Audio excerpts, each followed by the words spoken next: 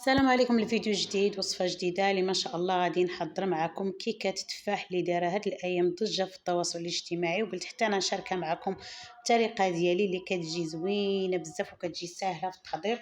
وكما كنعرفوا هذه هي التوقيته ديال التفاح، راه كتجي زوينة البنات، غير جربوها وردوا عليا ونتمنى تبقاو معايا حتى الاخر فيديو نشوفوا طريقة التحضير والمقادير ديالها. كما العاده هنا كما غتشوفوا معايا عندي هنا 3 ديال البيضات. البيضات يكونوا متوسطين ماشي صغورين، وغندير كاس ديال سنيده. تقدروا تنقصوا في السكر، انايا عمرت الكاس السكر كتحكموا فيها البنات. هنايا كندير قبصه ديال الملح وكنضربوا البيض مزيان مزيان حتى كيتغير اللون ديالو، حتى يكون الشكل ديالو بحال هكا. عاد كندير الكاس ما عامرش ما بين الزبده والزيت. انا درت هنا الزبده ديال الاكل، درت الربع، ودرت الربع ديال الزيت النباتيه. ديروها البنات بالزبده، راه الزبده كتخليها هشيشه الصراحه، دغيا كتحمر حتى اللون كتعطيه اللون، كتعطي داك اللون الذهبي، كتجي زوينه بزاف. صافي هنايا كنديروا ديك الزبده كامله كنكبوها بحال الخيط هكا اللي كتشوفوا معايا حتى كنكملوها كامل. وصافي غادي نحيدوا هاد الضرب الكهربائي وغادي نديروا الضرب اليدوي. بالنسبه للضرب الكهربائي البنات راه ماشي ضروري، تقدروا ديروها في مونينيكس وتقدروا تضربوها مزيان بالضرب اليدوي حتى كيكون الشكل ديال البيض ديالكم تغير.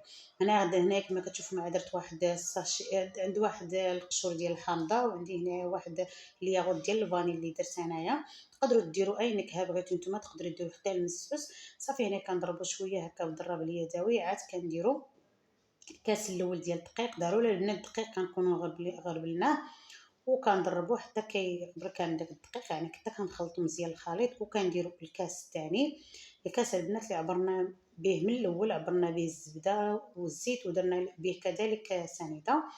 صافي هنايا القوام هكا.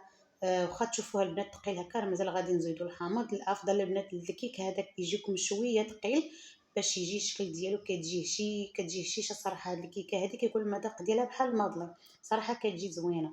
صافي هنايا كندير الكاس الثالث كما غتشوفوا معايا. صافي هنايا كنبقاو نضربوها مزيان مزيان البنات بيدينا حتى كيعبر كامل داك الدقيق. ضرب اليدوي حتى كيعبر كامل داك الدقيق اللي كتشوفوا معايا، كيكون الشكل ديالها بحال هكا. كنبقاو نضربوها مزيان مزيان مزيان بحال هكا. انا البنات انا غير زربت معكم الفيديو، انا راه ضربتها مزيان مزيان حتى كيعبر كامل داك الدقيق. عاد في الاخر البنات كنديروا ربع كاس ديال الحامض، كندخلوه مزيان في الخليط ديالنا. ملي كندير لها الخليط ديال الحامض راه غتجي في القوام ديالها هي هذه. انا الخميره خليتها البنات حتى الاخر باش ملي كنضربوا هكا الكيكه باش تجي سفنجيه من الداخل، باش المفعول ديال الخميره ما يمشيش لينا. يعني خليت انا الخميره حتى الاخر، درت جوجات هنايا. الخميره كما كتعرفوا فيهم 8 غرام من المجموع، 16 غرام ديال الخميره فوريه. صافي هنا كما تشوفوا معايا كنخلطوا مزيان مزيان. صافي غير كتدخل كامل ديك الخميره صافي كنوقفوا.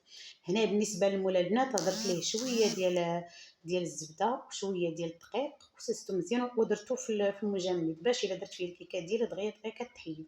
صافي هذا هو القوام ديال الكيكه ديالنا، كتكون بحال هكا، كتكون شويه ثقيله كما قلت لكم البنات. ملي كتكون ثقيله هكا راه كتعطينا الشكل ديالها والمذاق ديالها البنات بحال الماضلين، كتفرتت صراحه، كتجي شيشه بزاف اكثر من القياس. صافي هنا كنجيبوا هذا المول هذا اللي كيتحل من الجناب، الافضل البنات هذا اللي كيتحل من الجناب، حتى الا بغيتو تحيدوها هكا كتجيكم ساهله. وتقدروا ديروا اي مول حتى الاخر ديال الدجاج حتى هو راه كتجي فيه زوينه. انا بالنسبه اللي بغات تقدموها هكا ديروها في المول هكا، كتحيدوها وكديروها في الاناء اللي كتقدموا فيه الكيك ديالكم. صافي هنا كنردوها على جنب، وهنا راه شعلت الفران البنات باش يسخن ليا. وغنديروا نجيب واحد التفاحه تكون متوسطه، كنحيدوا داك العلف ديالها من الوسط. صافي وكنقطعوها على هذا الشكل هكا، كنقطعوها نحاولوا يكونوا سميتو تكون رقيقه بزاف بحال الطريقه هذه اللي غتشوفوا معايا. صافي هنايا نحاولوا نكونوا رقاق بحال هكا. صافي ملي كنكملوها كامل كنديروها ضروري البنات كنديروا ليها الحامض باش ما تكحلش لينا في الفران. كنديرها نص حامضه هكا وكنعصرها عليها وكنحاول ندخلها فيها بهذه الطريقه اللي كتشوفوا معايا. صافي وكنصطفوها مباشره فوق الكيك ديالنا. صراحه البنات ديروا هاد الطريقه اللي كما قلت لكم، ديروه شويه ثقيل بحال هكا وديروا ليه الزبده، راه كتجي كيكه رائعه وكتجي بنينه. وكديروا معاها القشور ديال البرتقال او ديال الحامض اللي مطفر عندكم البنات، صراحه راه كتجي زوينه بزاف. صافي كنستفوا التفاح ديالنا بهذه الطريقه اللي كتشوفوا معايا حتى كنكملوه كامل. وهنايا انا صراحه خليت الوسط هكا خاوي.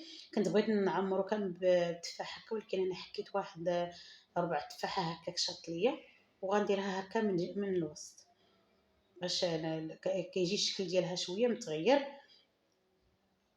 واخا درت هاد الوريده هكا في الاخر، ولكن ما بانش حيت هذه حكيت كما قلت لكم ربع ديال التفاحه ودرتها هكا من الوسط، فهي درت لها شويه ديال الحامض، ضروري البنات الحامض باش ما يكحلش لكم في الفران.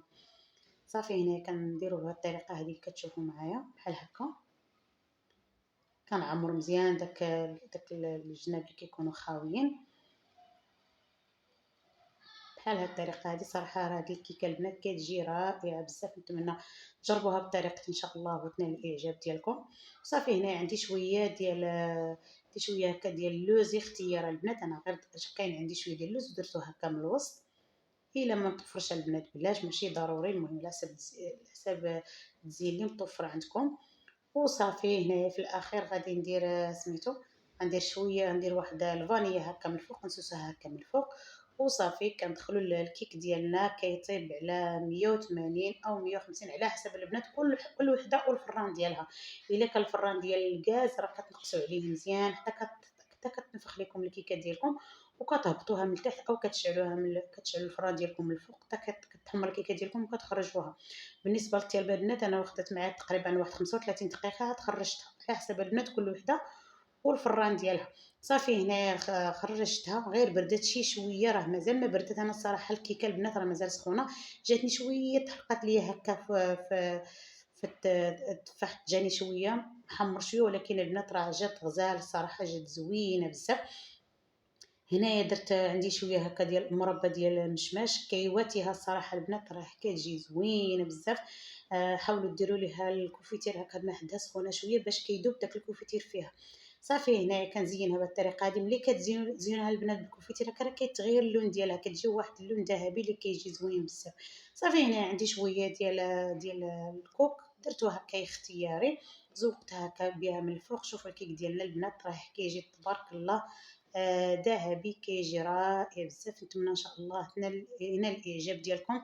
غير تبعوا الطريقه اللي قلت لكم البنات راه كتجي زوينه بزاف. وكنصحكم الكيك ديالكم بقى ديروا فيه شويه ديال الزبده، راه كيخلي فيها واحد المذاق وواحد الهشاشه. ما نقولش لكم البنات ضروري نقطعها معكم باش تشوفوها من الداخل. انا البنات هنا مازال سخونه، افضل الكيكه كتخليوها حتى كتبرد تماما البنات كتدخلوها للثلاجه عاد كتقدموها. انا الصراحه مازال سخونه بغيت نقدمها معكم.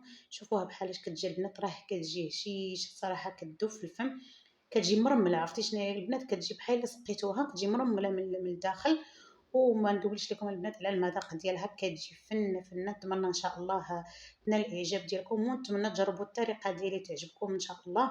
واكيد البنات كما العاده الا عجبكم الفيديو ما تنساوناش باللايكات ديالكم والاشتراك في القناه كما العاده. وكنشكركم بزاف على المتابعه، والى اللقاء الى فيديو اخر ان شاء الله يا ربي.